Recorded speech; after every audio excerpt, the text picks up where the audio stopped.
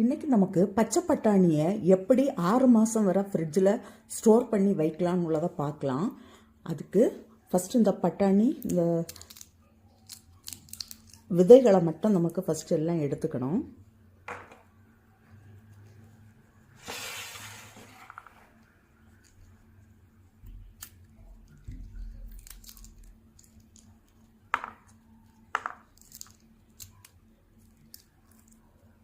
இது போல் எல்லாம் எடுத்துகிட்டு பார்க்கலாம். இப்போ இந்த பட்டாணி விதைகளெல்லாம் எடுத்தாச்சு.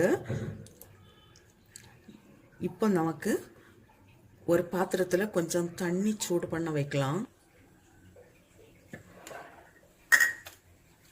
தண்ணி சூடாகிட்டு இருக்கும்போதே நான் ஒரு கொஞ்சமாக சால்ட் போடுறேன்.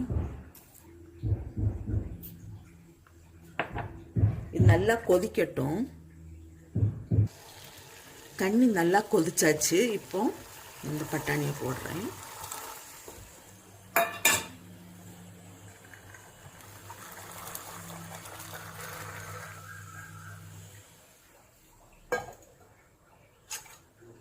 ஒரு 2 நிமிஷம் இந்த கொதிக்கிற தண்ணியில் இருந்தால் போதும். நம்ம கொதிக்கிற தண்ணியில் இந்த பட்டாணியை போட்ட உடனே கொதி நின்றுட்டு இப்போ கொதிக்க ஸ்டார்ட் ஆகுது. இப்போ நமக்கு இதை ஸ்டவ் ஆஃப் பண்ணலாம். இதை இப்போ வடிகட்டி எடுப்பேன்.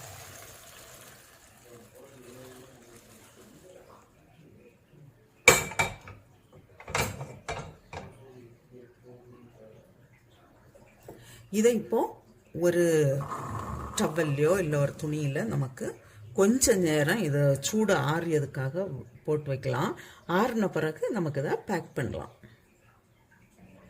இப்போ இது நல்லா ஆறியாச்சு. நான் சும்மா ஒரு பாக்ஸில் போடுறேன். இல்லைன்னா கொஞ்சம் நம்ம ஜிப்லாக் கவர்லேயும் போட்டு ஃப்ரீசரில் வைக்கணும். இது இப்போ சீசனாக இருக்கும்போது நம்ம இப்படி செய்து வச்சிட்டோன்னா நமக்கு இது 6 months வரை ஒரு கேடு வராது.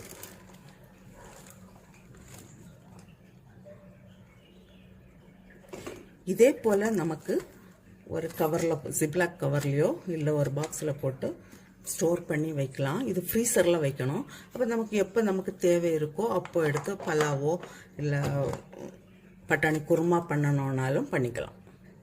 இதே போல் நீங்களும் பச்சை பட்டாணி கிடைக்கும்போது செய்து பாருங்கள், செய்து வைங்க. செய்து வச்சு உங்களுடைய கருத்துக்களை தெரிவிங்க. உங்களுக்கு இந்த சமையல் பிடிச்சிருக்குன்னா சப்ஸ்கிரைப் பண்ணுங்கள்.